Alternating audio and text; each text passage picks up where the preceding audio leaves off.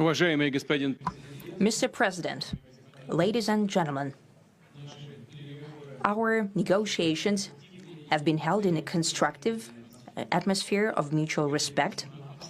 We have very thorough negotiations that were quite useful. I would like to thank once again my American counterpart for the proposal to travel out here to Alaska. It only makes sense that we've met here, because our countries, though separated by the oceans, are close neighbors. So when we've met, when I came out of the plane and I've said, "Good afternoon, dear neighbor. Very good to see you. In good health and to see you alive." I think that is very neighborly.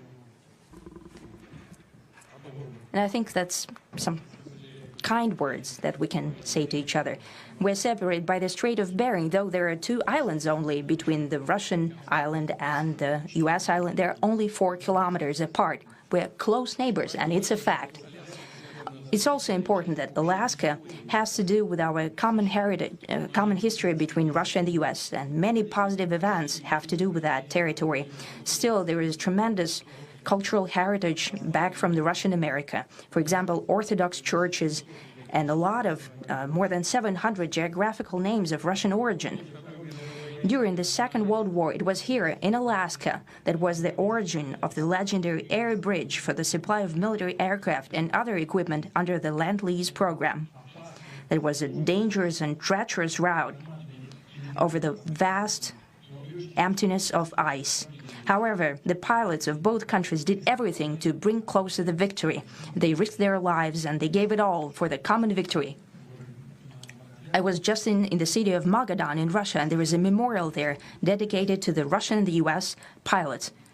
And there are 2 flags, the U.S. flag and the Russian flag. And I know that here as well there is such a memorial. There is a military burial place several kilometers away from here. The Soviet pilots are buried there who died during that dangerous mission. We're thankful to the citizens and the government of the U.S. for carefully taking care of their memory. I think that's very worthy and noble. We'll always remember other historical examples when our countries defeated common enemies together in the spirit of battle camaraderie and allyship that supported each other and facilitated each other. I'm sure that this heritage will help us rebuild and foster mutually beneficial and equal ties at this new stage, even during the hardest conditions. It is known that there have been no summits between Russia and the U.S. for 4 years, and that's a long time. This time was very hard for bilateral relations, and let's be frank, they have fallen to the lowest point since the Cold War. I think that's not benefiting our countries and the world as a whole. It is apparent that sooner or later we had to amend the situation to move on from the confrontation to dialogue. And in this case, a personal meeting between the heads of state has been long overdue, naturally under the condition of serious and painstaking work, and this work has been done in general. Me and President Trump have very good direct contact. We've spoken multiple times. We spoke frankly on the phone. And Special Envoy of the President, Mr. Witkoff, traveled out to Russia several times. Our advisors and heads of foreign ministries kept in touch all the time. And you know fully well that one of the central issues was the situation around Ukraine. We see the strive of the administration and President Trump personally to help facilitate the resolution of the Ukrainian conflict. And his strive to get to the crux of the matter, to understand this history, is precious. As I've said, the situation in Ukraine has to do with fundamental threats to our security. Moreover, we've always considered the Ukrainian nation, and I've said it multiple times, a brotherly nation, however strange it may sound in these conditions. We have the same roots, and everything that's happening is a tragedy for us and terrible wound. Therefore, the country is sincerely interested in putting an end to it. At the same time, we're convinced that in order to make the settlement lasting and long-term, we need to eliminate all the primary roots the primary causes of that conflict, and we've said it multiple times, to consider all legitimate concerns of Russia and to reinstate a just balance of security in Europe and in the world on the whole. And I agree with President Trump, as he has said today, that naturally the security of Ukraine should be ensured as well. Naturally, we are prepared to work on that. I would like to hope that the agreement that we've reached together will help us bring closer that goal and will pave the path towards peace in Ukraine. We expect that Kiev and European capitals will perceive that constructively and that they won't throw a wrench in the works. They will not make any attempts to use some backroom dealings to conduct provocations to torpedo the nascent progress. Incidentally, when the new administration came to power, bilateral trade started to grow. It's still very symbolic. Still, we have a growth of 20%. As I've said, we have a lot of dimensions for joint work. It is clear that the U.S. and Russian investment and business cooperation has tremendous potential. Russia and the U.S. can offer each other so much in trade, digital, high-tech, and in space exploration. We see that Arctic cooperation is also very possible, and our international context, for example, between the Far East of Russia and the West Coast of the U.S. Overall, it's very important for our countries to turn the page, to go back to cooperation. It is symbolic that not far away from here, at the border between Russia and the U.S., there was a so-called international date line.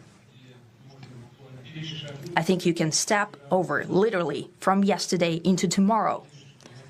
And I hope that we'll succeed in that, in political sphere. I would like to thank President Trump for our joint work, for the well-wishing and trustworthy tone of our conversation. It's important that both sides are result-oriented, and we see that the President of the U.S. has a very clear idea of what he would like to achieve. He sincerely cares about prosperity of his nation.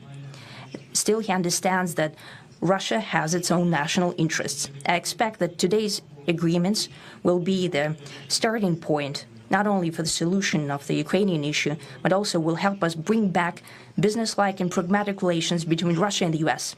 And in the end, I would like to add one more thing. I'd like to remind you that in 2022, during the last contact with the previous administration, I tried to convince my previous American colleague that the situation should not be brought to the point of no return when it would come to hostilities. And I said it quite directly back then that it's a big mistake. Today, when President Trump saying that if he was the president back then, there will be no war. And I'm quite sure that it would indeed be so. I can confirm that. I think that overall, me and President Trump have built a very good, business-like and trustworthy contact. And I have every reason to believe that moving down this path, we can come, and the sooner the better, to the end of the conflict in Ukraine. Thank you. Thank you. Well, thank you very much, Mr. President. That was very profound. And I will say that I believe we had a very productive meeting. There were many, many points that we agreed on, most of them, I would say, a couple of big ones that we haven't quite gotten there, but we've made some headway. So there's no deal until there's a deal. I will call up NATO in a little while. I will call up the various people that I think are appropriate, and I'll, of course, call up President Zelensky and tell him about today's meeting. It's ultimately up to them. They're going to have to agree with what Marco and Steve and some of the great people from the Trump administration who've come here, Scott and John Ratcliffe. Thank you very much. But we have some of our really great leaders. They've been doing a phenomenal job. We also have some tremendous Russian business representatives here, and I think, you know, everybody wants to deal with us. We've become the hottest country anywhere in the world in a very short period of time, and we look forward to that. We look forward to dealing. We're going to try and get this over with. We really made some great progress today. I've always had a fantastic relationship with President Putin, with Vladimir. We had many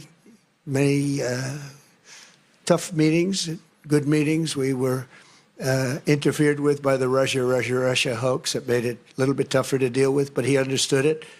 I think he's probably seen things like that during the course of his career. He's seen it all. But we had to put up with the Russia hoax. He knew it was a hoax, and I knew it was a hoax. But what was done was very criminal. But it made it harder for us to deal as a country in terms of the business and all of the things that we'd like to have dealt with. But we'll have a good chance when this is over. So just to put it very quickly, I'm going to start making a few phone calls and tell them what happened. But we had an extremely productive meeting, and many points were agreed to. There are just a very few that are left. Some are not that significant. One is probably the most significant, but we have a very good chance of getting there. We didn't get there, but we have a very good chance of getting there. I would like to thank President Putin and his entire team, whose faces, who I know in many cases, other than that, whose faces I get to see all the time in the newspapers. You're almost as famous as the boss, but especially this one right over here. But we had some good meetings over the years, right? Good, productive meetings over the years, and we hope to have that in the future. But let's do the most productive one right now. We're going to stop really 5, 6, 7,000, thousands of people a week from being killed, and President Putin wants to see that as much as I do. So, again, Mr. President, I'd like to thank you very much, and we'll speak to you very soon and probably see you again very soon. Thank you very much, Vladimir. Next time in Moscow. Oh, that's an interesting one. I don't know. I'll get a little heat on that one, but I could see it possibly happening. Thank you very much, Vladimir. And thank you all. Thank you. Thank you. Thank you so much.